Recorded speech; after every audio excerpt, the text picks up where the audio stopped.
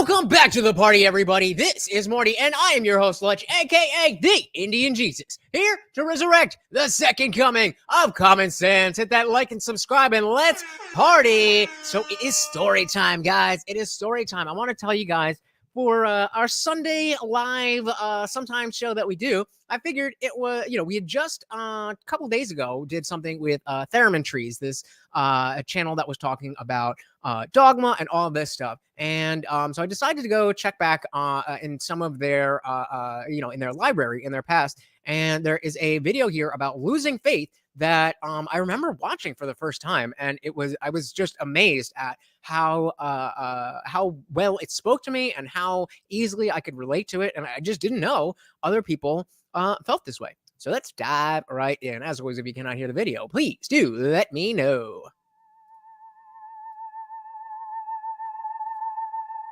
All right, losing faith. Let's do it.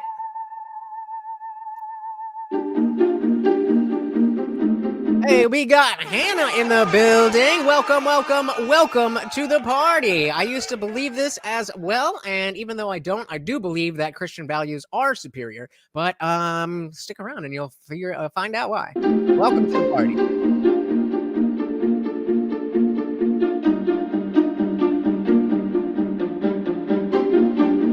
We know that the only way to avoid error is to detect it, and that the only way to detect it is to be free to inquire.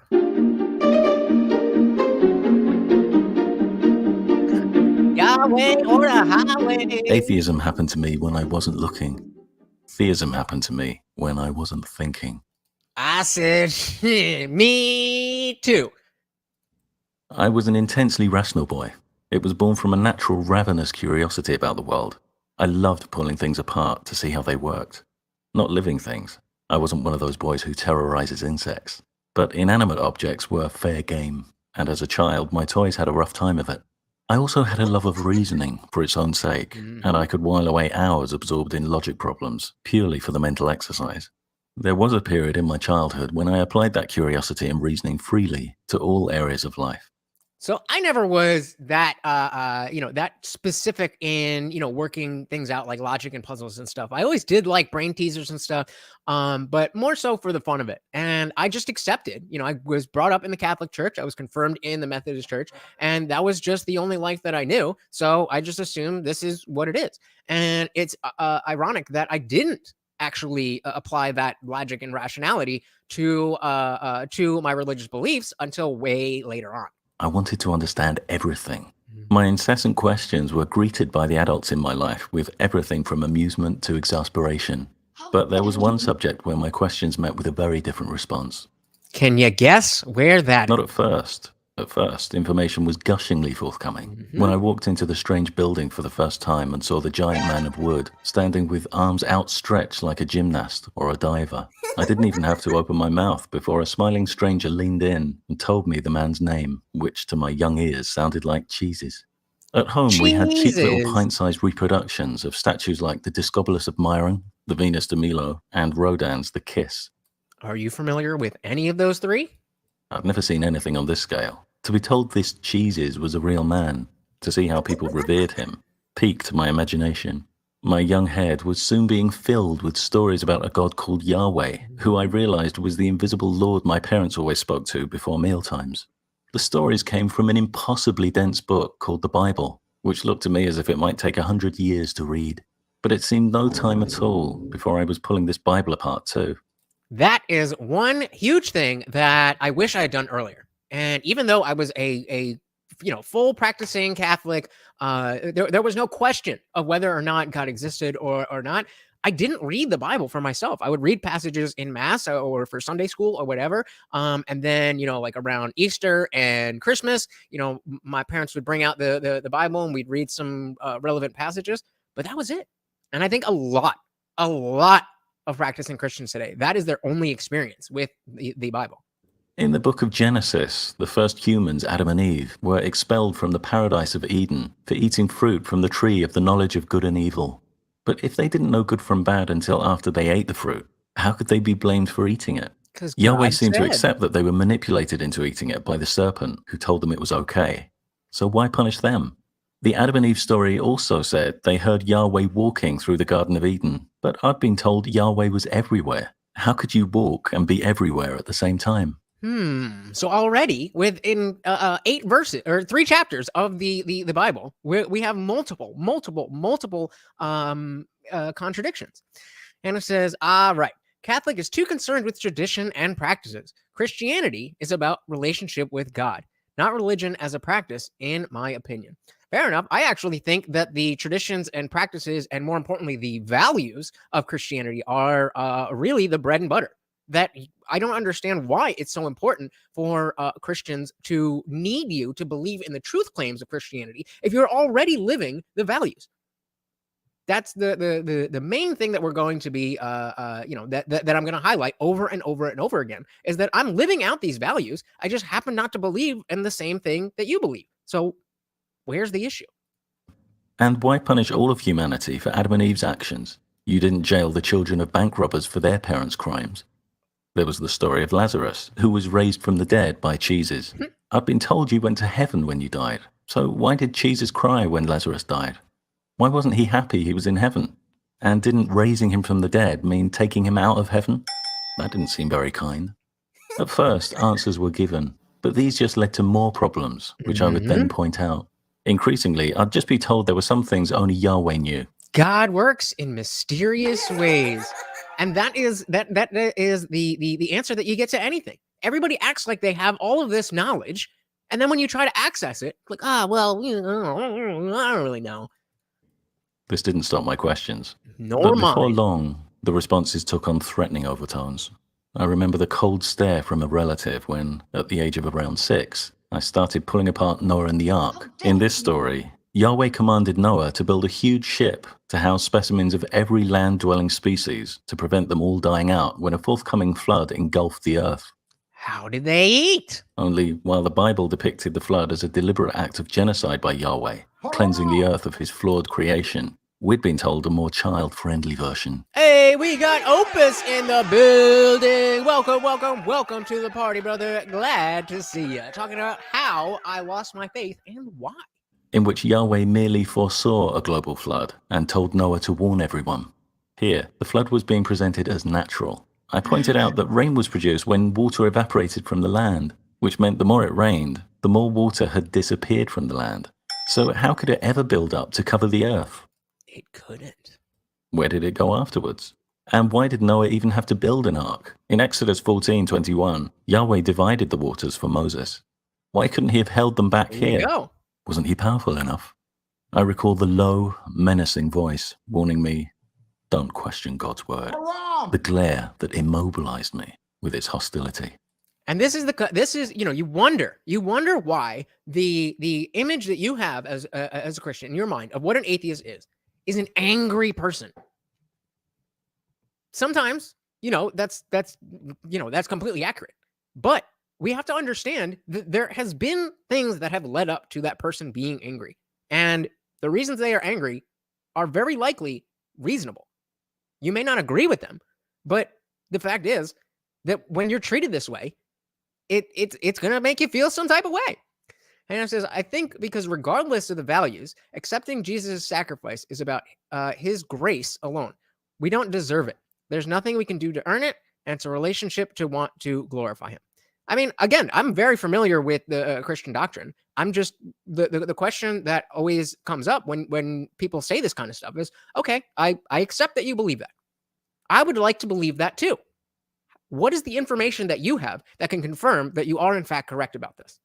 I know it's what you believe. How can I come to believe it too, based on the laws of physics and science and all of that stuff? And the fact is, you don't have that answer. Nobody does, because there is no answer. So if you want to believe, that's fine. But I want to know. And if I don't know, I'm just going to say, I don't know. I didn't have the first clue what I'd done wrong. I just wanted to... Exactly. Faith is believing something without evidence. If you had the evidence, it would be called knowledge. But you don't have the knowledge. And that's okay. You're allowed to believe whatever you want. But I don't want to believe things for no reason. I want to know things for a reason. To understand this unfathomable story. My questions had never received this kind of response. But when it came to religion, that's how it would be from now on. When I highlighted various practical problems Jonah would have encountered living inside a fish for 3 days, I got another furious scowl. Surprise, The message surprise. was clear. Questioning the Bible would no longer be tolerated. How dare you? It was immensely frustrating. If I couldn't ask questions, how could I learn? But if the adults were acting this way, I must be doing something very bad. I must be doing something very bad. If the adults are treating me this way, I must be doing something very bad. So again, when we come to the idea of why are these atheists so angry? Why are these atheists so pushing so hard against religion? Maybe it's because their experience with religion has been sullied by the way that other people have, treated them.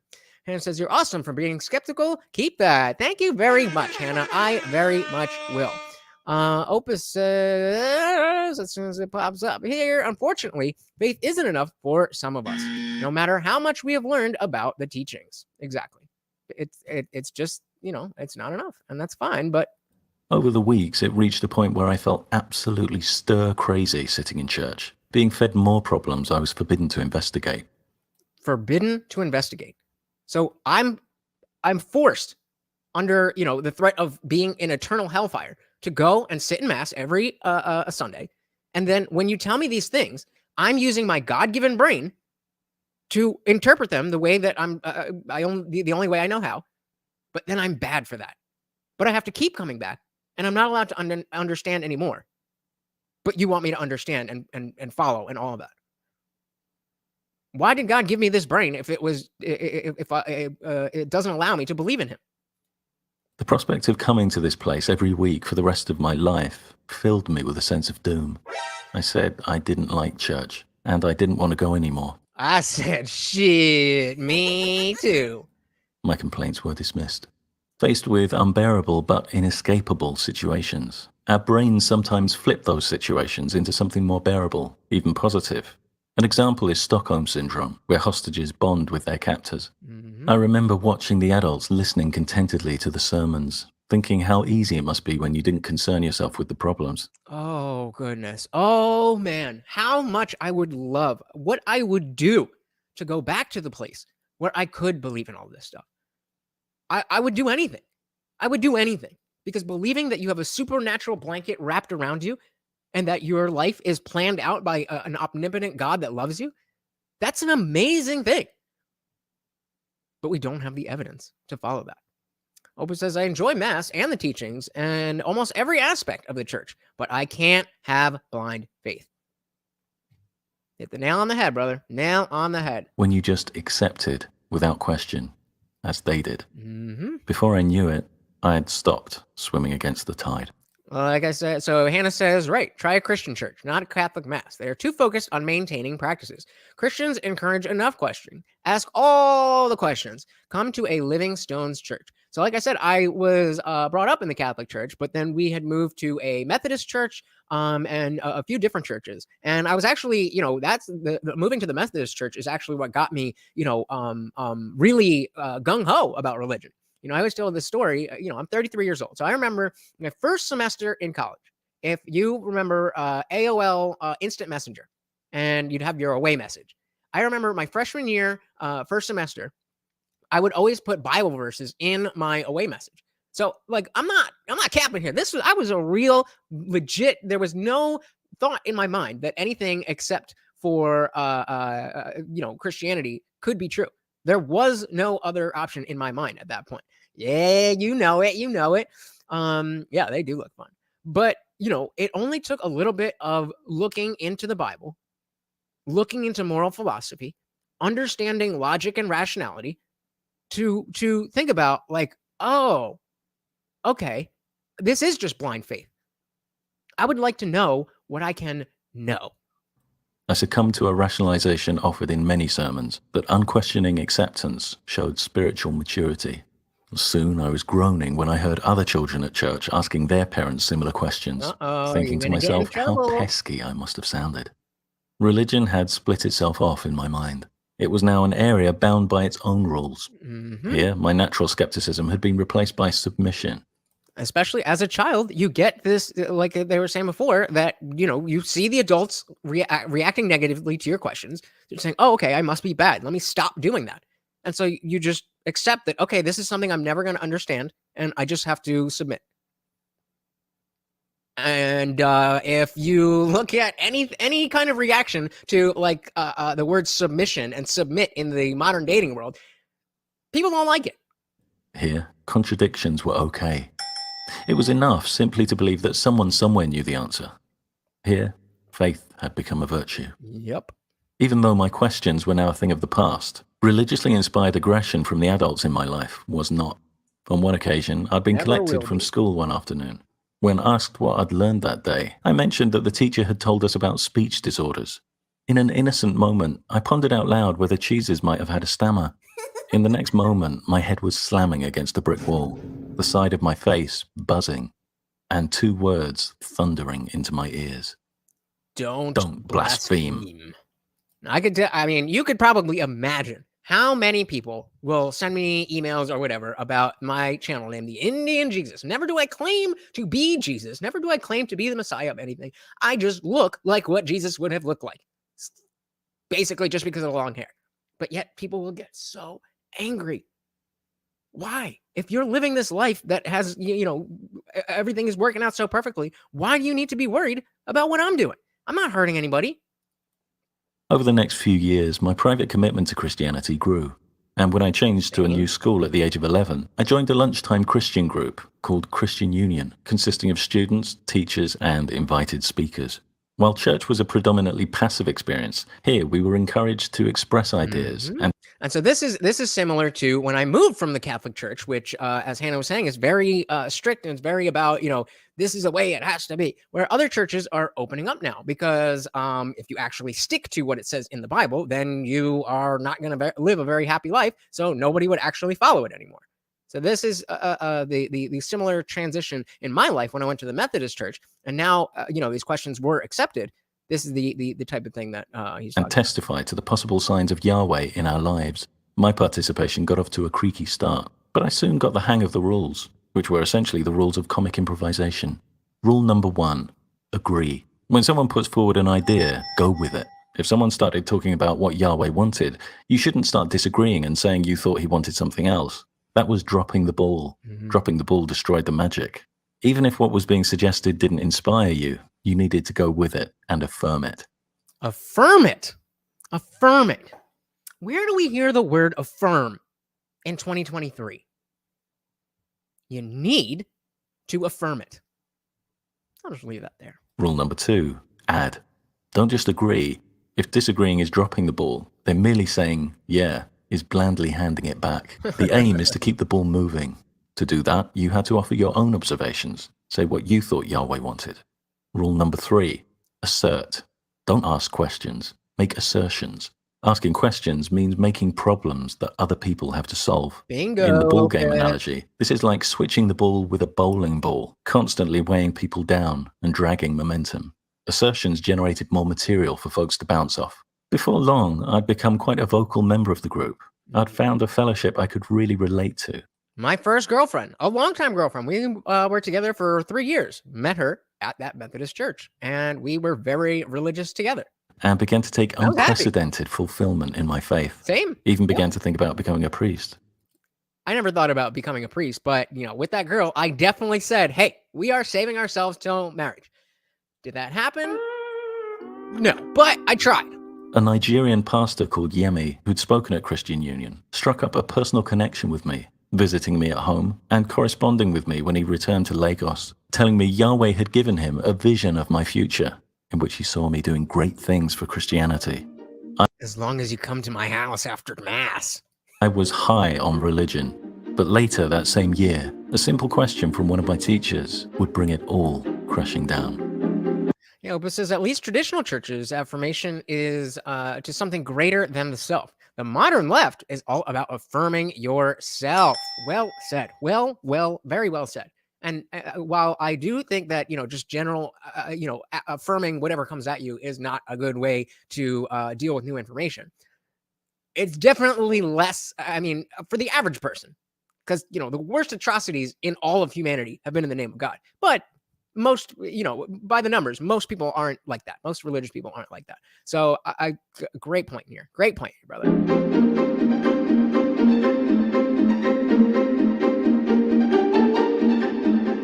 In response to a turgid little essay I'd written about my faith, a teacher called Mr. That says, I am a Christian. My views will never change. And the second part says, yes, you've written what your beliefs are, but are you able to say why you believe them? Are you able to say why you believe them? Elliot, a butcher's dog of a man, prone to safari jackets, had written a comment asking me why I believed what I believed. The question seemed straightforward enough at first. Nothing sprang to mind. Again, this is the crux of it. Why do you believe what you believe? If you can give a reason that is rational and based in reality, then I now can believe what you believe as well. But without that information... But I'd think about it when I got home, and then I'd have a lot to say. But when I got home, I didn't have a lot to say. My brain churned up endless signs of Yahweh's hand moving through my life, coincidences I couldn't explain, physical sensations I couldn't explain, lessons life had taught me, stuff that would have gone down fine in Christian Union, but faced with a discerning individual like Mr. Elliot, I suddenly saw how flimsy it looked. My inability to explain coincidences and physical sensations illustrated nothing but my own ignorance. Yep. And so what if I'd learned some lessons from life experiences? That merely meant I had a brain. I needed stronger material than this. This is how it starts, with somebody asking you, how do you know that you know that? And then if you genuinely try to answer it, instead of just, and I'm not, focusing on Hannah here, but, this is what everybody says. If you don't just cut off the intellectual endeavor of trying to understand why you believe something with just faith. I just know because I know. I know because I saw a flower and it's so beautiful. And I can't think of how a flower could be. So because of my ignorance, then it must be God. In the next Christian Union meeting, I put the question to the group. I was sure I'd get some good answers because some members had claimed in very strong terms that Yahweh had actually told them to do things. Did he know? But when pressed, they now said they just meant that they'd interpreted certain life experiences as messages from Yahweh. I was bewildered. You'd never claim humans told you to do things when all you meant was that you thought they might want you to do things. But different rules, special pleading when it comes to God. There I'd been, hoping Yahweh would one day speak to me like he had to them, when all the time they'd had no more experience of him than me. I remember it was sometime after my first communion. And there was something, I don't even remember what it was, but I remember there was something in my life that I just desperately wanted. And I remember, it was something, I don't remember exactly what it was, but it was something legit. It wasn't like a materialistic thing. And I remember praying so hard. And I just gotten this bottle of holy water from the church. And so I put a little on my hand, I rubbed it, and I was praying, and I put some on my head and everything. And then it didn't come true. And I remember the anger that I felt when it didn't come true, because I didn't understand that when other people were talking about having their prayers answered, it wasn't like they're talking about. It wasn't like Yahweh spoke directly to them. And I just didn't understand that. Oh, we got Opus with a treat for the puppy. That is right. Every single super chat comes with a treat for Morty. It's right here, dude. Thank you, Opus. And of course, that makes you the sponsor of the stream. Thank you, brother. I was disillusioned, but not defeated. I had faith that someone somewhere had the answers. At church that Sunday, during tea and biscuits after the service, I put the question to some of the congregation, but it was the same story. One woman spoke about how prayers could heal the sick. I asked the question I suspected Mr. Elliot would ask. What about when the person we pray for dies? She paused and said that it was just their time. I pointed out that if it was already determined whether or not it was someone's time, that made prayer pointless. Why would we pray for An it? awkward smile from her, and the beginnings of panic in me. My critical thinking was spilling into my religious thinking. You don't want to do that. Don't think rationally about religion, because you'll end up an atheist. And, like prayer and predestination, they didn't mix well. I tried to make the predestination argument work. Could it be argued that predestined prayers worked because they were predestined to be heard by Yahweh? Mental gymnastics. Well, the prayer, it's their time to die when it's their time to die. So we pray because God will already know if we pray, and based on whether. What are you talking about?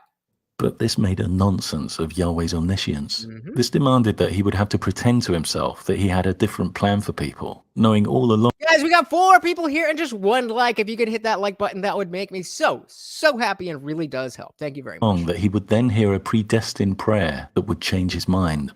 When I got home, I set out to answer Mr. Elliott's question myself. After all, I should be able to give my own reasons. It was time to take a much closer look at the religious dogma I'd been so stridently defending. My assessment would be a brutally honest process. You guys know, those of you who are here know how much I hate dogma. And it doesn't have to be religious dogma. It is just the idea that I believe this thing and nothing could change my mind. Whether it's that there is a man in the sky or that a male can transform into a female. Either way, these are dogmatic beliefs, and they are not good for society. But I felt I could afford to be brutal. I was confident there'd be an abundance of support. So I threw myself into the arguments. It was like a huge house with each idea a room to be explored.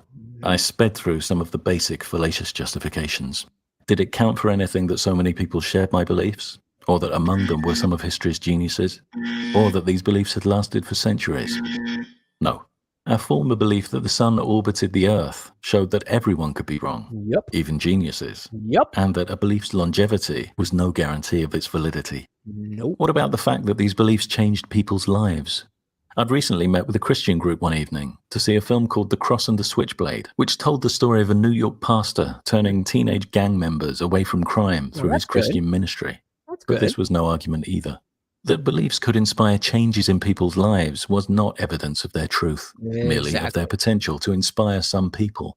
So even though it is very good that there are people out there who would be doing bad things had they not believed in God, that doesn't make it true.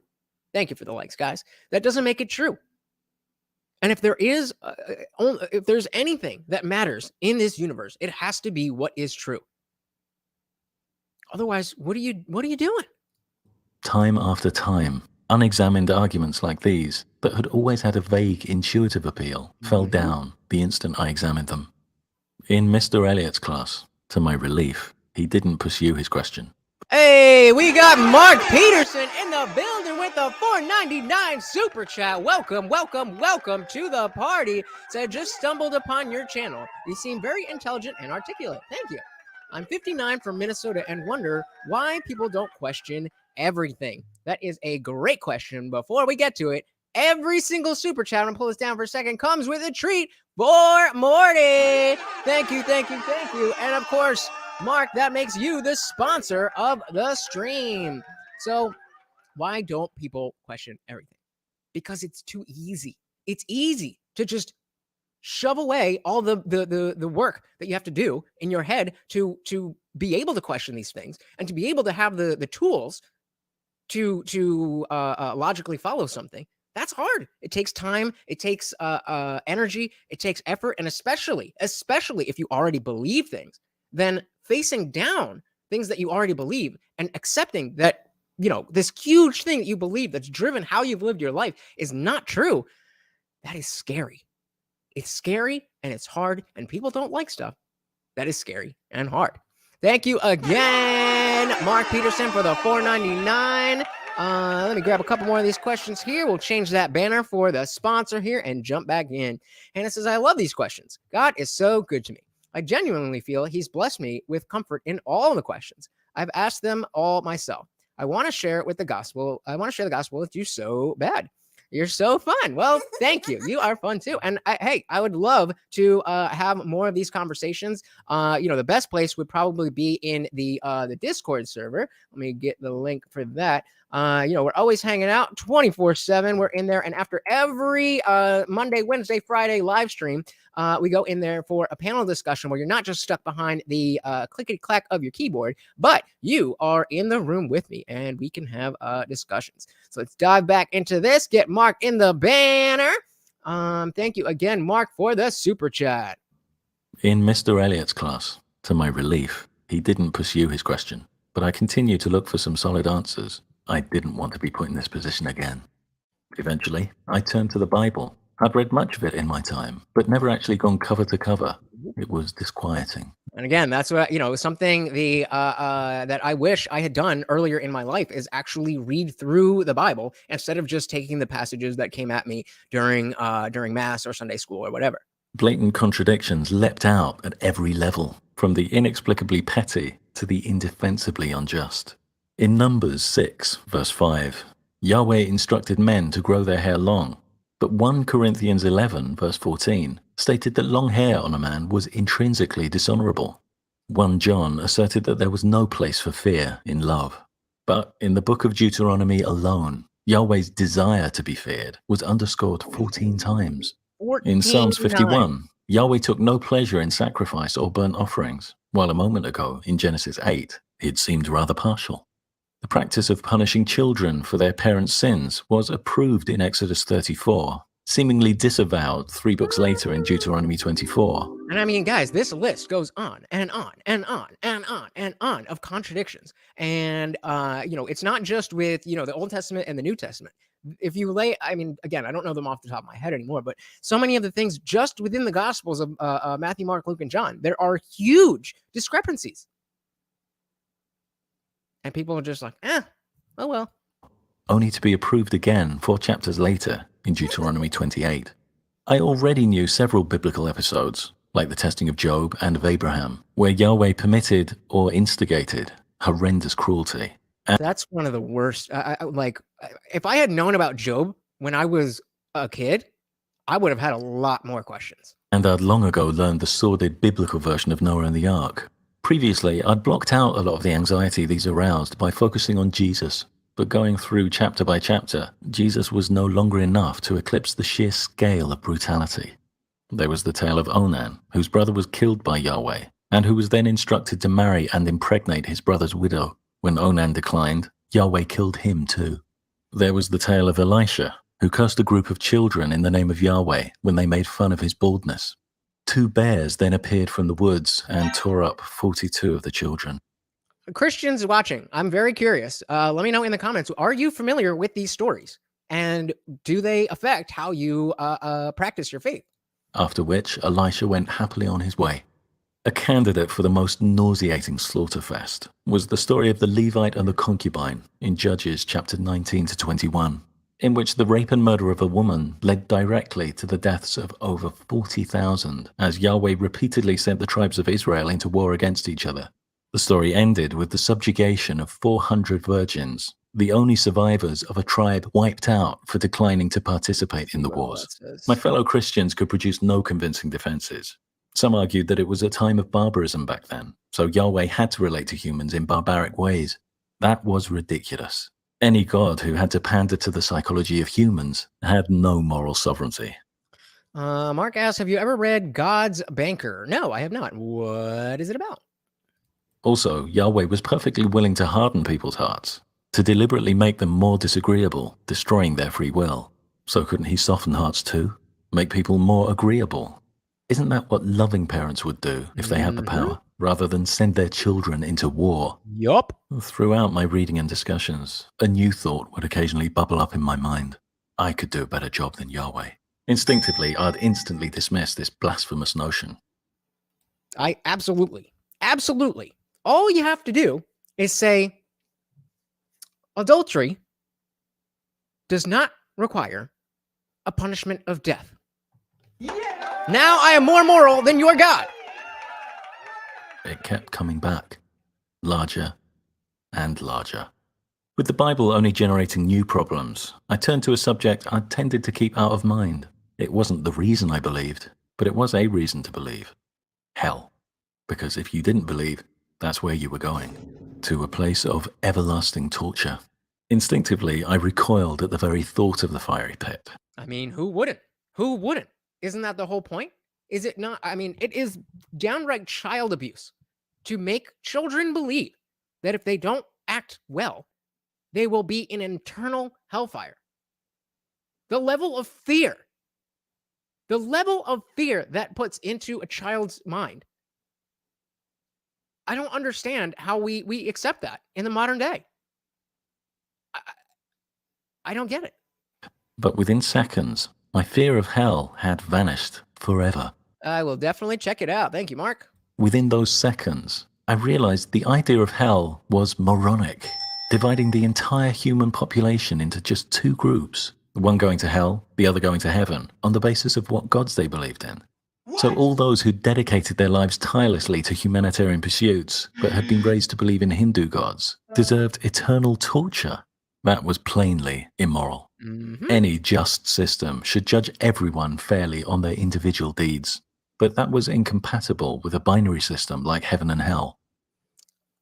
I want you to really think about this, because even as I was, walking down this path to atheism, when I saw this, because this is an old video, this is 7 years old. So when I first saw this, the concept of heaven and hell just disappeared for me. You couldn't divide people into either good or bad. Human morality was a spectrum. Hey, we got Hannah in the Discord. Welcome to the after party. Folks stretching across every part of it. I imagined everyone who'd ever existed standing in a row from good to bad, with the person on the right marginally more good, the person on the left fractionally more bad. How could you draw a dividing line?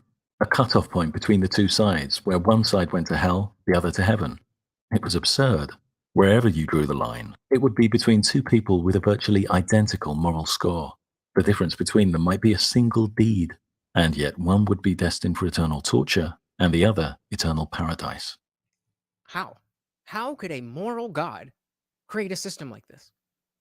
This seems like a system made up by men who don't really know that much. Not like philosophically, but in terms of the way the world works. They just didn't know. So it makes sense when you don't know how the world works. But if you actually think about it, this makes no sense. The irony was that many of my fellow Christians had spoken of hell as the ultimate justice for those who escaped it in the earthly life. But hell was about the most pathetic parody of justice imaginable. Yahweh should have been a moral genius. But the dichotomy of hell and heaven displayed the black and white thinking of an infant. After years spent averting my gaze from its flickering menace, I saw hell for what it was. A tiny idea, casting a large shadow. And it's then when, again, you're going down this path and you're realizing, oh, wait a minute. I don't actually believe that. So now the fear of hell is gone. And without the fear of hell, you have no reason to fear God. Then you can determine within yourself whether you still want to behave in the same way as if there was a God. If you still believe it's right to treat people the way you would like to be treated, if it's right to be grateful for the things that you have, if it's right to make sure that you have time to spend with your family and your community, all of these things, you don't need a God. Mark says, thank God, fear doesn't control the people. Pardon the pun. Well, I mean, I would disagree. I would say fear does control the people, but it's just, what do you fear? Christians are going to be a fear of God, but liberals, their fear is themselves. Their fear is being not part of the woke mob. So I think fear definitely does control people. Argument after argument, discussion after discussion on subject after subject. The entire contents of my belief were falling apart. Finally, I went to the source, asked Yahweh to show himself, not through cryptic signs open to interpretation. Yep, been there. I'm like, literally, I'm sitting there like, look, God, I am doing everything I can. I've lived a Christian life. I've never done anything, that bad. I've asked for penance for everything that I have done bad. And I'm experiencing, real anxiety and depression, trying to figure out, are you real or not? I've done all the reading I can. I read through the entire Bible. I talked to my pastor. I talked to my parents. I talked to my neighbors. I talked to all of these people. And I still can't believe. So please, please put me out of my misery and just show yourself so that I can know. Because where my brain is, faith is not an option anymore because none of this makes sense.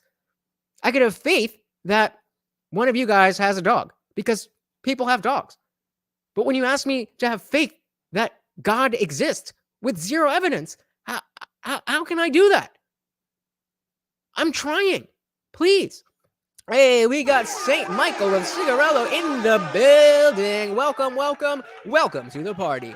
Said, in my opinion, the problem with mixing the morality argument with the religious one is that without religion defining it, morality becomes subjective and based on each individual's interpretation of what it is, aka you are your own God. I don't disagree with you, but let me ask you something. Do you think that everybody who calls himself a Christian has the exact same moral hierarchy? Do we have people who are Christians who would do things that you and I would never do? Then it's already like that, brother. It's already like that. I say, go the next time you're in church, turn to the person. Think of this. Think of the answer to the question, what is God? Okay? Keep that in your head. Then turn to the person to your left and say, what do you think God is? And they will give you an answer that is completely different from your own. Overlap, maybe, but very different.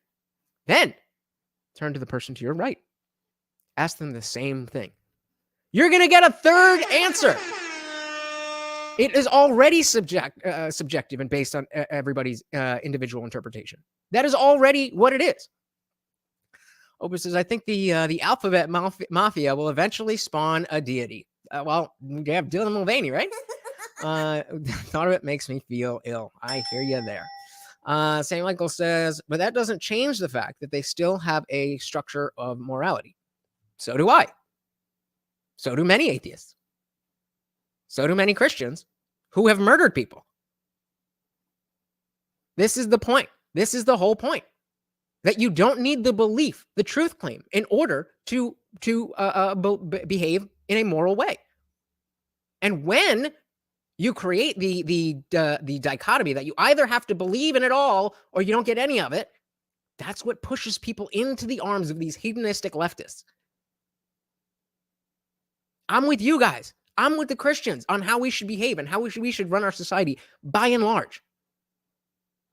But if you keep making people stick with both the values and the beliefs, when just like myself, we've tried to have the belief that part is gone, but you still got the values. You can still have somebody who is living in your country, your town, your state, whatever, who is either they're not going to believe in God anyway, but they can act Christ-like, or they can act like Lizzo. What? I mean, those are the options. Those are the options. Opus says, I think that if people were honestly educated on a set of shared values as to why they contribute to a healthy society, it could be more powerful than religion-based morals. This is it. This is it. This is it. When we have if we can get a set of shared values that is not based on, something ephemeral, but the reality that, hey, I'm a person, you're a person, I know what it's like to be a person, so I can assume somewhat what you are looking for in terms of survival, healthier family, stuff like that. So even if it is subjective, at the end of the day, if we are not talking about the difference between the greatest well-being for as many people as possible versus the worst possible suffering for all people, then we're not having the same conversation. That's what we're talking about when we're talking about morality. And you just don't need a God to agree that is the spectrum. We want to get as close to the greatest well-being of as many people as possible. We want to get as far away from the greatest suffering for all people. If that's the spectrum, then we're playing the same game. It's just like in chess, that, the chess is made up. There's no inherent rules to chess that are inherent to the universe. We made them up. But once we agree on what those rules are, there are objective moves that will get you closer or further to your goal. Hey, we got Ziggs in the building. Welcome, welcome, welcome. Said ahoy, my kind of talks. Glad you are here, brother. Welcome, welcome, welcome. Oh, and we've also got Ben Allen Alan in the building. Welcome to the party. Said putting people in boxes is counterproductive. Very much agreed. Welcome to the party, guys. Glad to see you. St. Michael said each individual having their own definition of what it is, in my opinion, asks for trouble for a society. Again, I agree, but that's already what it is. That's already the society we're living in. It's just that some of you cloak your individual beliefs with the semantics of religion, and you say God, and you say Christian, and you say faith, and you say all these things, but you have your own meaning to them. So again, that's the idea of what is morality to the person sitting next to you in the pew on Sunday at Mass. Then you ask, we already within one parish, we'll already have this. And as Opus said, if we stop trying to fight that and actually embrace that, then it could be more powerful than if it's based on religion, because it'll be based on science. It'll be based on reality. But unambiguously, a direct communication that would validate my commitment over these years. So this was asking God, please, look, I've done everything I know how to do, and I can't believe, so please just show yourself. Please, I am begging you. Silence. I was alone in a house full of contradictions. So it was that I turned my attention to the concept that had allowed all these contradictions to accumulate. The concept that had anesthetized my inquiring mind. So, St. Michael, unless everybody is going to stick exactly to the word of the Bible, then yes. Because the church, we all, as you can see in America, there's LGBTQ plus friendly churches, and that's simply not in accordance with what is in the Bible. It may be, something that we want to include people, whatever, but that's not what the Bible says. So do you believe it or do you not believe it? Because if you believe it, then you're not able to interpret this, that, and the other. It says what it says. So yes, I do believe that it's inevitable. Faith is a virtue. This assertion had come to feel so monolithic and indisputable. But now the simple truth was revealed. No, it isn't. The concept of faith tried to arouse and exploit the kind of protective loyalty we might feel towards loved ones in whose goodness we trusted. But I realized that the trust we invest in loved ones was based on very different principles. Trust in humans was earned. We believed in the goodness of loved ones because we had direct experience of their goodness. Religious faith was not earned. It was simply demanded based on a stack of bold claims that were never substantiated. Or allowed to be questioned. Hence, the dogma. In fact, bizarrely, if direct evidence was ever offered, faith would become instantly redundant. Faith, by its very nature, was forced to reside in the ambiguous, the circumstantial, relying purely on the believer's conviction that their inferences were correct. Faith differed from trust in another key respect. If a loved one was accused of a transgression that contradicted our good opinion, we'd want to see evidence. In fact, we would demand it. But with religious faith, all contradictory evidence was dismissed as invalid right from the start, on the assumption that if you took the time to investigate it properly, it would turn out to be false. And yeah, again, St. Michael, I completely agree. I would completely agree. And we're already there. And it's not because I hate anybody. It's because of what it says in the Bible. Don't get me wrong. St. Michael says, I have little respect for most churches these days due to the direction they have gone. Inevitable. As the space between what we know and what you can believe shrinks, the God of the gaps, the stuff that we don't know that you can attribute to God, as that shrinks, as we learn more and more and more and more and more about the universe, you're going to have to do more mental gymnastics to make it all fit, because it doesn't fit. Zig says wealth also creates a delusion of blessings. Interesting point. Opus says the problem isn't the downfall of the church. The problem is that hardly anyone is offering the values that contribute to a healthy society without the church. Exactly. This guy's speaking my language. Thank you, Opus. You got it. It was as I contemplated this last point further that I experienced one of the creepiest moments in my exploration, when I realized that what I was looking at here was the perfect system for protecting lies. Faith required that you believe despite an absence of expected evidence, or despite the presence of conflicting evidence. So it's not even without the proper evidence, but you have evidence to the contrary, and you still have to reject that in order to keep your faith. But how do we detect lies? Through the absence of expected evidence or the presence of conflicting evidence? The very things that faith demanded we disregard. Any supreme intelligence would know that a system that protected lies so efficiently would lay humans open to just about any conceivable abuse. So again, we go back to the question of St. Michael. The fact that we live in a society and the downfall of the church are coincidental. I thought you said, what did I say before? Like inevitable. But yeah, I mean, it's inevitable. When you create this type of structure, then it can't go any other way. People could be manipulated to accept all kinds of deceptions. Those who complained about inconsistencies could be silenced by the devastating accusation that their faith wasn't strong enough. No supreme intelligence would entertain such a perverse concept as faith, unless that intelligence was itself perverse. So maybe God's intelligence is perverse. It was disorientating when I emerged from my period of reflection. And again, this period of reflection, this is the time in any previously religious atheist's life where you are coming to terms with the fact that you no longer believe what you once believed, but that it's all going to be okay, that you're still alive and you don't really know what to do, but you're good. You have a whole world of stuff to read and learn and all of that. And you're coming out of that phase, and the anger that, the militant atheist, that stereotypical thing, we all go through that stage, but then you get over it. Into an entirely different space. It seemed incomprehensible. Freedom! That I no longer believed in a God. Everyone believed in a God. If not Yahweh, then Allah, or Vishnu, or someone. I genuinely thought I must be the only person on the planet who didn't. The first person in history. Yep, and it's so isolating. Obus says, the issue, as I see it, is that we believe that each generation is more enlightened than the last. With no strong modern evidence of God, what would be the outcome? Loss of faith. Yep. That's how close that I've been in my cocoon of Christianity. Ooh, cocoon of Christianity. I love that phrase.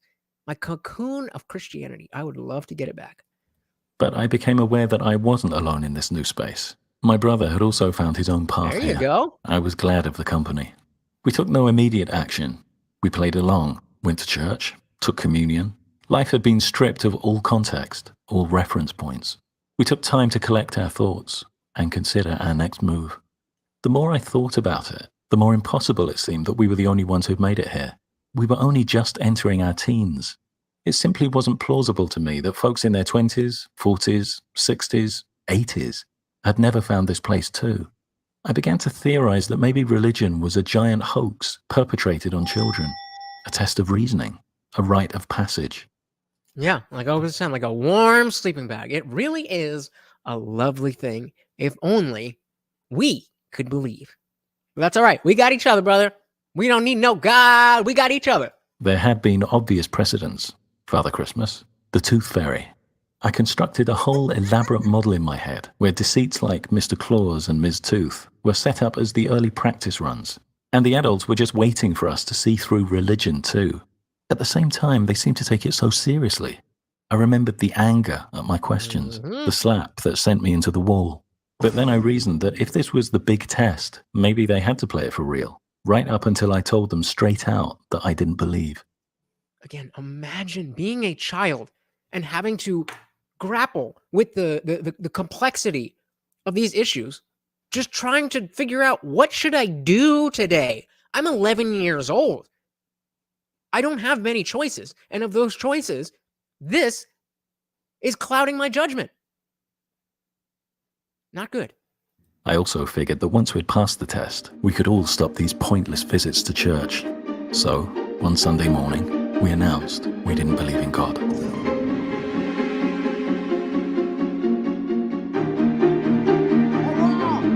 That indeed is haram.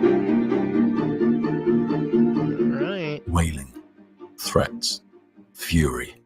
I felt suddenly sick. It wasn't a test. Within minutes, we were given an ultimatum: go to church or suffer punishment. We chose punishment.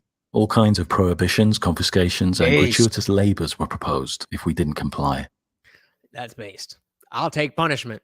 But said, yeah, and kids in the Catholic Church are expected to grapple with all this at what, 13 for confirmation? I don't think it's 13. I think it's 15, isn't it? I don't know, but yeah, basically the same shit. We accepted them. When the fear strategy failed, it was Based. put to us that we'd made a lifetime commitment to Yahweh. We said that it was an invalid commitment, made in ignorance. Truth. When the obligation strategy failed, we were subjected to the most intense pleading for our return. But there was no way back, even if we'd wanted one. There is no way back, even if we'd wanted one. What have we been, me and Opus, what have we been saying this whole time? That we want that cocoon of Christianity. But there is no way back. And for so many people in this country and the world at large, but specifically in this country, that's the same thing. There is no way back, even though they want one. So when it comes to the politics of these people, are we going to welcome them because they want to be good people, even though they don't believe? Or are we going to push them into the arms of the hedonistic leftists? Those are the choices. Those are the choices. The magic trick, once explained, can no longer deceive. Yeah, well, baptism is before you can even talk. So got to get them early, right? When the guilt strategy failed, the frail, helpless act was swiftly dropped, replaced by sneering contempt, name-calling, and aping. It was behavior you'd expect to see in a playground. In my innocent idealism, I imagined that once the theatrics died down, all I'd need to do was explain my thought process. And I thought the same thing. The same thing. And yet, a few months ago, when I first became, about a year ago, I first became the Indian Jesus. My dad wanted to support, and my parents are both very religious, but he understood that I'm not claiming to be the Messiah. I'm just using the name because I look like it. But he did a dumb thing, and he ordered a shirt and wore it in front of my mom. My mom's a little bit more religious than he is, and really, really, really did not like this shirt. She sent me a long email about how, even though I've been doing this for a year and she had no idea what it was, that I have to stop or change my name because it's blasphemy. Sorry. And my position would be clear. So when eventually my parents demanded to know my reasons, I was more than happy to oblige. But when I started to talk, I found I was constantly blocked. I'd be spoken over. My sentences would be finished in outlandish ways, and the conversation would be derailed by insults. Each time, we'd grind into silence. Later, they'd start the whole routine again. It was such conflicted behavior. They seemed simultaneously determined to hear the answer and not hear it. I didn't know about the concept of cognitive dissonance back then, but what I was seeing reminded me of Robbie the Robot from the film Forbidden Planet, who blew his fuses when pressed to kill a human, a command which contradicted his programming. I perceived a similar conflict here. If our reasons for rejecting religion were valid, that would contradict their religious programming. That contradiction had to be resolved, and it was being resolved by attacking us. In this conflicted state, like a hall of mirrors, our parents were incapable of honest reflection. Yeah, I spent years trying to have, just regular adult intellectual conversations about this with my parents. I mean, I stopped with my mom very quickly because I realized that wasn't going anywhere. Luckily, my dad is a little bit more open-minded, and he, like I said, he's still very religious, but he understands that I have reasons for the positions that I have and the beliefs that I have, and the beliefs that I don't have.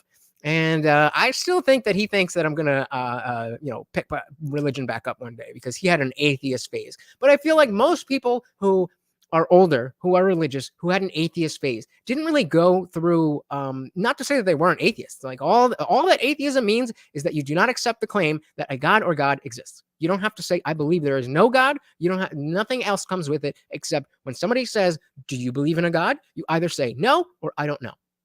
That's it. That is the entirety of atheism.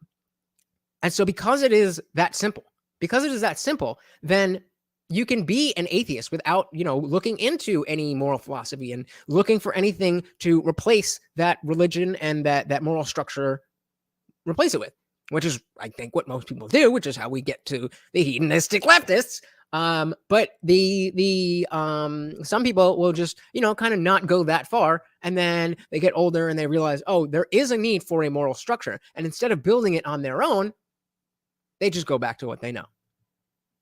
We were characterized as dishonest, arrogant, rebellious, naive. Oh, yeah. Whatever distortions would, in their minds, discount the possibility that we might have a point.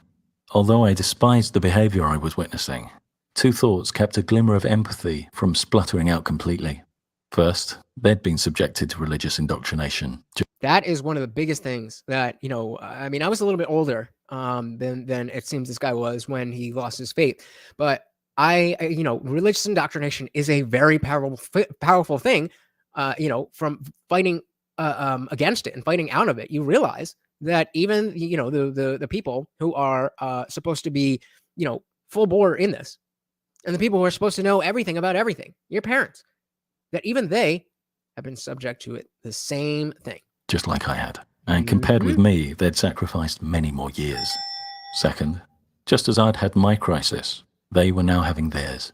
While I had contained mine within myself, I was seeing their inner conflict nakedly expressed. But empathy notwithstanding, we were getting nowhere. And eventually, I refused to continue. I made it clear that if they wanted a proper discussion, I'd be waiting, but I would no longer dignify any abuse. There was, I want to say, somewhere between 3 and 5 years where my mom was not allowed to talk to me, because every conversation would just turn into an argument. And I don't even know how.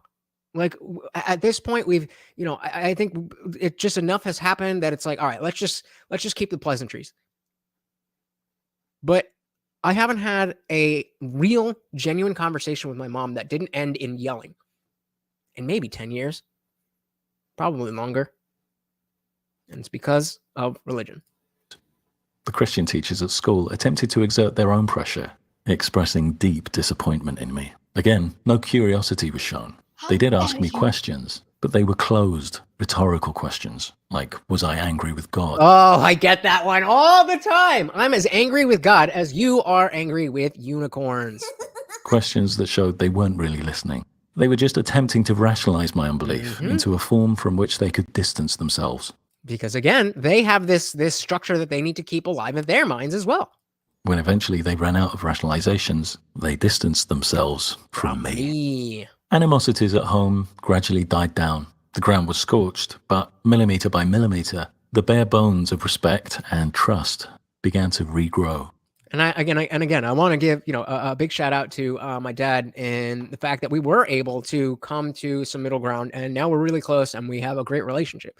Things are improving, I would say, with my mom, but much, much, much more slowly.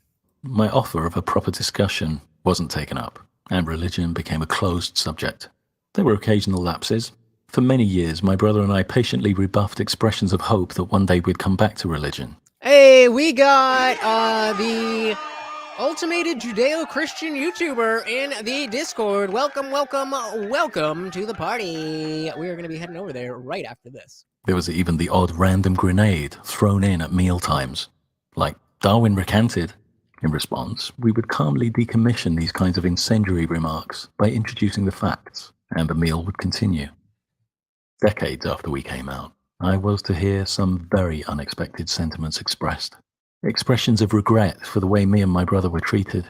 Expressions of pride for the integrity we'd shown over the years, and for the people we'd grown up to be. Touching as those sentiments might seem, all they aroused in me was a great sadness. If only you could have come to this realization when I was a child who needed your guidance. Now I'm a grown-ass man. It's nice. But you messed up. You messed up. Because they underscored the utter pointlessness of all the conflict and estrangement we'd gone through. No reason. They underscored the love and closeness that we'd all missed out on. All because unbelievers were damned in a book of higgledy-piggledy myths. And so again, you can continue that and let that spread as a community thing instead of just individual families. Or you can go the other way around and just focus on the values and what you believe in your own head, in your own home, with your own family, that's up to you. As long as you're behaving the way that we want people to behave in society. What is the issue with that? Opus says, my father has always been an atheist. My mother always took us to church, but I never once saw her participate in any way that made me think she was there for any other reason than because she thought it would be a good thing for us to believe. Yeah, it does make a lot of sense. There's a lot of parents who, maybe grew up religious and, have kind of been laxed and maybe still believe, but don't necessarily practice, as you were talking about. And then you have kids and you're like, okay, well, I didn't read any Immanuel Kant. I didn't read Kierkegaard. I didn't create an alternative morality structure. So I'm just gonna, have to go and use what I know. Constructed in a time of inconceivable ignorance, but coercively inculcated into generation after generation as the indisputable truth. Indisputable. What a waste. All right, final chapter here, guys. I did not expect to be going for over an hour, so thank you guys for making this fun.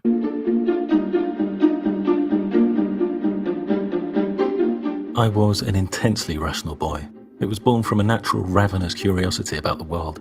I loved pulling things apart to see how they worked.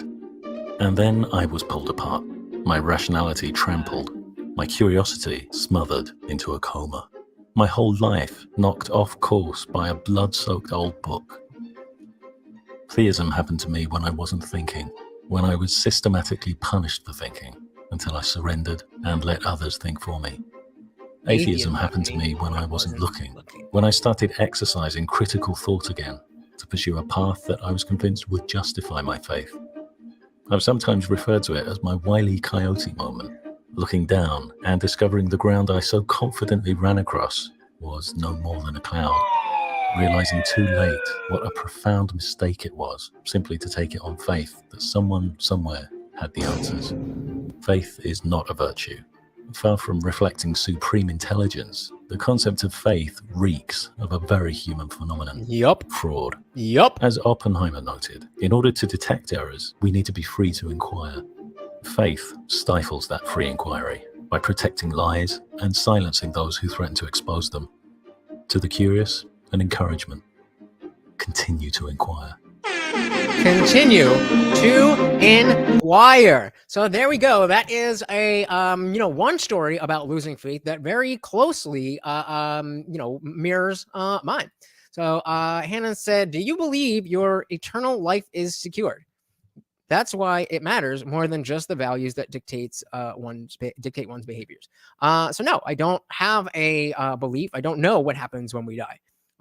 So based on that lack of information, I know that we have this life, and I know that people don't like being hurt and people like, good things. So I apply that to the knowledge that I do have. I don't treat this life as a waiting room for what happens next. I treat this life as that it is the only thing that I have. The only thing that I have is this life. And if there is a heaven, then hopefully if the creator of the universe is anything worth his salt, then they will see that I'm trying to do my best. And if not, then I guess I'm going to burn in hell. And could have just, made me a little bit dumber or a little bit more passive. But you made me this way.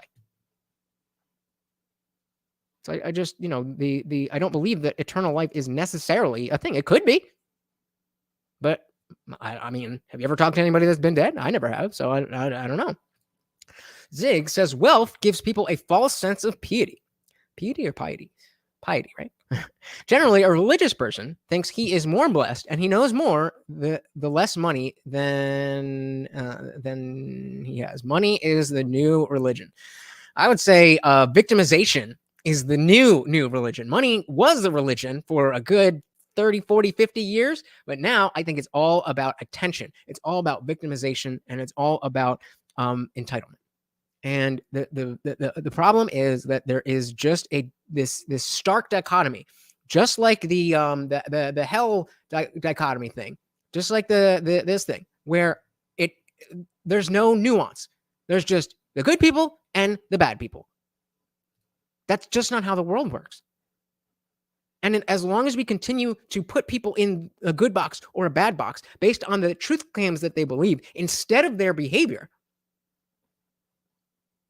then we're screwed. We see society crumbling before our eyes. Whether you believe that's because of this, that, the other, whatever, it's happening. So obviously, this religion thing hasn't saved us. Yeah, definitely love thy neighbor. Why not?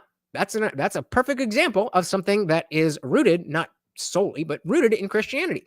Love thy neighbor. That is an amazing value that I think everybody should follow. But you don't need to be. You don't need to believe in order to love your neighbor. Yeah, people won't even do that anymore. No, Mark. So I record my videos for the week. I drop videos every single day, and I mostly record them on Sunday. And then I don't feel like editing, so I'll just go live. But I am live every Monday, Wednesday, Friday, 8 p.m. Eastern. And usually I'll just do like on Sundays like 20, 30 minutes. But the live streams can sometimes go 2, 3, 4 hours, and then we head over to the Discord to hang out and do the after party. But every single day there's new short videos from 10 to 15 minutes, and then Monday, Wednesday, Friday, 8 p.m. Eastern, we go live talking about stuff like this, talking about politics, talking about culture. And, my whole thing is that I think that our ability as a country, as a people, our ability to have the discussions that we need to have, we've lost that ability. We've lost the skill. And it's because of two things. They can tell you in the chat. Ziggs knows the two things that have brought down the level of discourse that we have. Semantic obfuscation. Taking words and mushing them around to make them mean kind of whatever you need it to mean in the moment. Kind of like how the word Nazi can either mean somebody who worked for Hitler or somebody who happens to disagree with the thing that you said. And this, it goes gender affirming care. Isn't that really care? All this stuff. And number two is dogmatic thinking. Whether you are dogmatic in your religious beliefs or you're dogmatic in the idea that a man can transform into a woman, you are hurting society by not allowing your ideas to be criticized. There you go. You have to criticize your own beliefs, and you have to allow others to criticize them. Because if they're right, then what does it matter? Let me or any other atheist make fun of you and your beliefs because you know that they're so strong, and you can knock them down in any argument because of how strongly believe in all that stuff. But that's not how people treat it. Exactly as we just saw, it is meant to be accepted without question. Without question. And that's not okay. Whether it's religion, whether it's gender theory, whether it's anything else. We have to be able to maintain our skepticism. So I want to thank you guys so much for hanging out with me. Like I said, did not expect to go this long, but you guys made it really fun. So thank you for hanging out. Big thank you to Mark Peterson for sponsoring the stream, and very much appreciated. Also, shout out to Opus for the $2 super chat. And yes, even all of you guys, very, very, very much appreciated. I'm glad that we were able to have this discussion. And those of you who are new, hope to see you again. I know a couple of you joined the Discord. We are going to head over there right now. And like I said, new videos every single day, plus a live stream every Monday, Wednesday, Friday, 8 p.m. Eastern. Until then, guys, this has been Morty, and I have been your host, Lutch, aka the Indian Jesus, here to resurrect the second coming of common sense. Until next time, guys, we are out of here. Peace.